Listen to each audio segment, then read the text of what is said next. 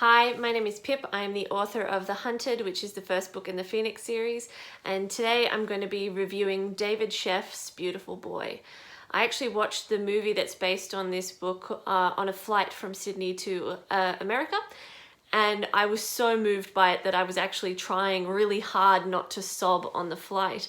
And so I was really interested to read the book, but the book didn't have the same effect. Just a quick spoiler warning, there will be a few very minor spoilers in this review. I felt like this family just kept getting hit by the shit stick over and over and over again, and just when you thought this story has to have a turning point at some point soon, otherwise the listener or the reader is going to start getting depressed, then the father, David Sheff, has a brain hemorrhage, and while he's in hospital he's really worried about his son Nick, because Nick has once again fallen off the wagon and fallen back into a predictable pattern of lies and deceit. In this book, you learn about the impact that addiction can have on the family, including younger children in the family, and it's just really sad. And the book just kind of makes me go, as a parent, like, what the fuck are you supposed to do?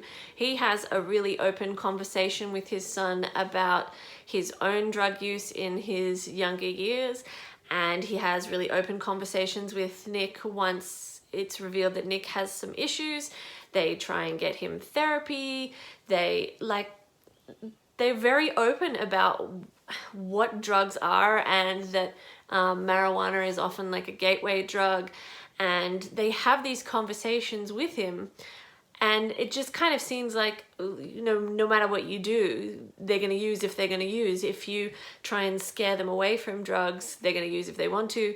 If you try and have open conversations with them about your own experience, then they're going to use if they want to. There doesn't seem to be anything you can really do to try and stop a child from going down this path. I mean, obviously, I totally draw the line at smoking weed with your son once you already know that there is a problem.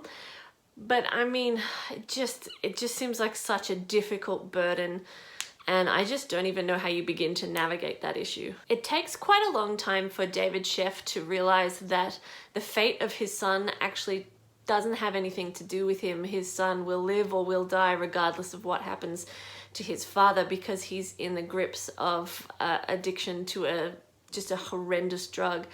And once he realizes that, I think things start to turn around for him a little bit, but it does at times feel like he's idolizing his son, particularly early on in the book. But better that a child be loved than not loved. But as I was listening to this book, I wanted his family to start saying no to him earlier.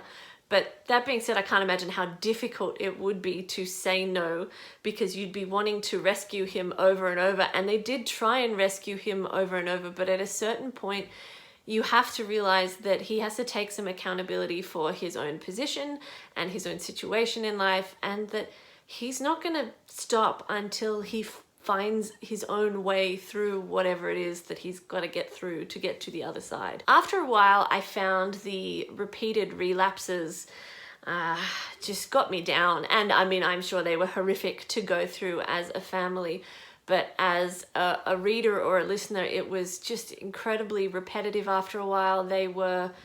Every relapse was sort of the same, and they went through the same issues more or less every time, and then he'd repeatedly bring up the statistics of recovery, and particularly recovery with meth, and everything that he'd been told in rehab, and it was like the fourth or fifth time we'd heard that information. I know that that sounds super harsh, because I really feel for any family that's going through this, and I can't imagine how horrible it must have been to go through this.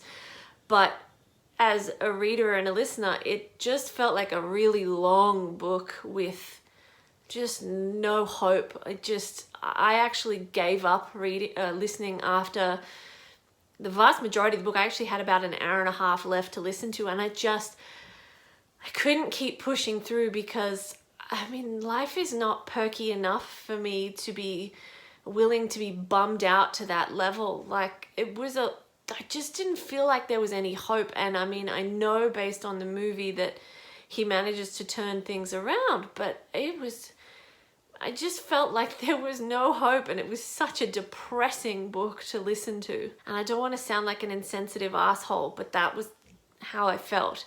There was, as I've said, a lot of rehashing of the statistics and the facts that he was given in rehab repeatedly. There was also lots of very long-winded descriptions of swim meets, what dinners they had, interactions with other people, and I get that he was kind of mulling over everything that was happening and that he was continuing sort of his daily life while worrying about his son. But it was long-winded and a little bit repetitive for me at times. I don't know if they were trying to make a point of how an addict's family can be in denial for how serious it is, but I really felt like they were in denial at a lot of points during the book. But it also just kind of dragged on a little bit. I wanted them to be like, oh shit, like this is bad. And I just kind of felt like they were like, oh, he'll clean himself up this time. And it was very depressing. As much as I repeatedly thought, oh God, I don't think I can take another relapse. And I'm sure they thought the same thing. It did serve to make a good point about really the depths and the intensity of addiction and how deeply meth had its clutches into Nick.